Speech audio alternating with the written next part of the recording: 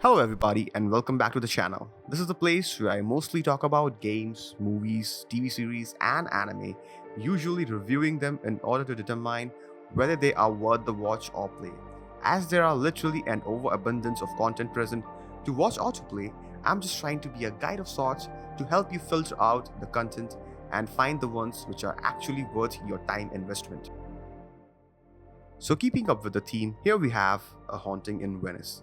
I have always been a huge fan of Agatha Christie, and as a teenager, I was way too into mystery crime thrillers and spent most of my time reading either the works of Sir Arthur Conan Doyle or Agatha Christie herself. And that's how I picked up the habit of book reading and becoming a bit of a bibliophile. So, when the third movie installment of the Hercule Poirot series was coming, I couldn't control but get a bit excited to watch it.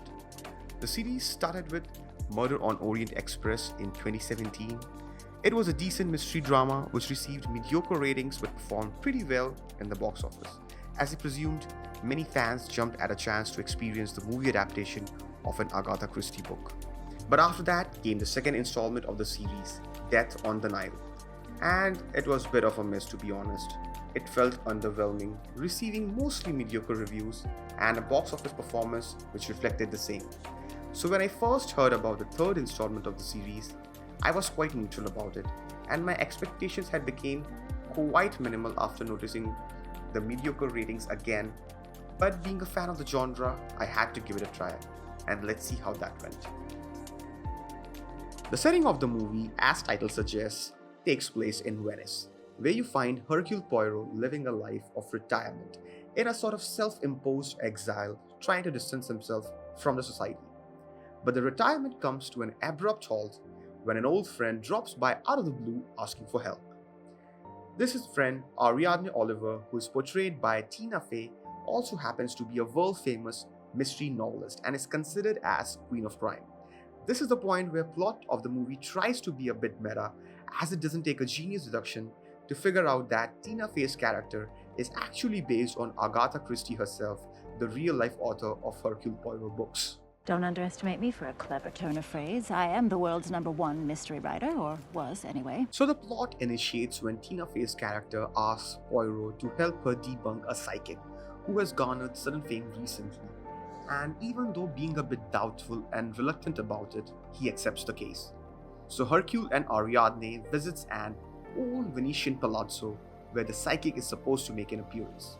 A family and their close ones have gathered to witness the service of a psychic who is performing a seance, and Hercule is supposed to be there to observe and debunk the trickery. I am the smartest person I ever met, and I can't figure it out, so I came to the second.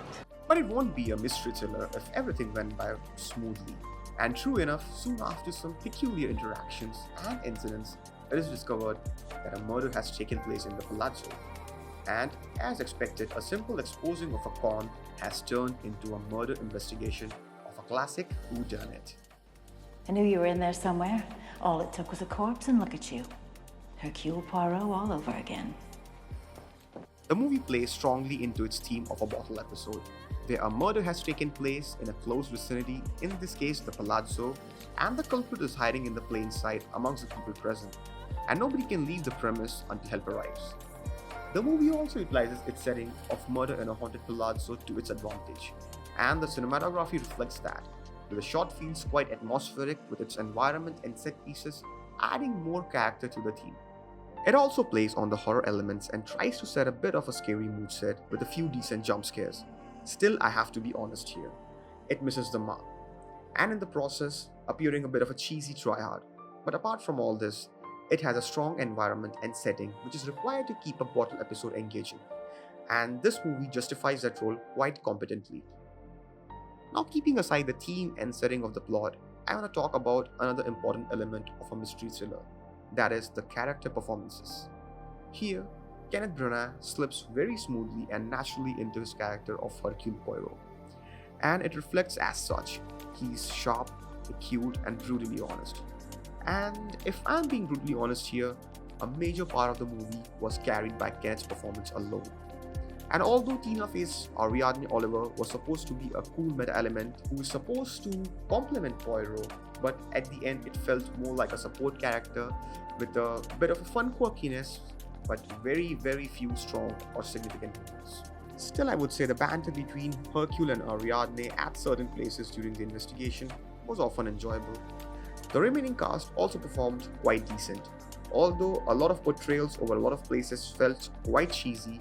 And yeah, I know a certain amount of cheesiness is required in an old school murder mystery to keep things engaging and dramatic, and it helps here as well in this movie's favor too. But I still feel like they just went a cinch overboard with cheesy drama at certain places.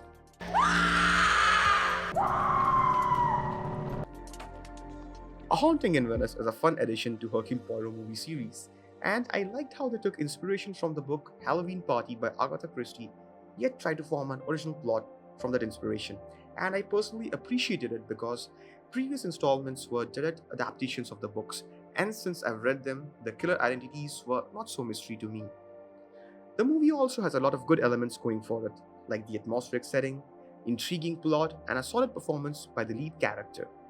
But there are also some not too savory elements, like support cast didn't felt as impactful as they should, over dramatic cheesiness at certain places, and a horror potential which was not fully utilized.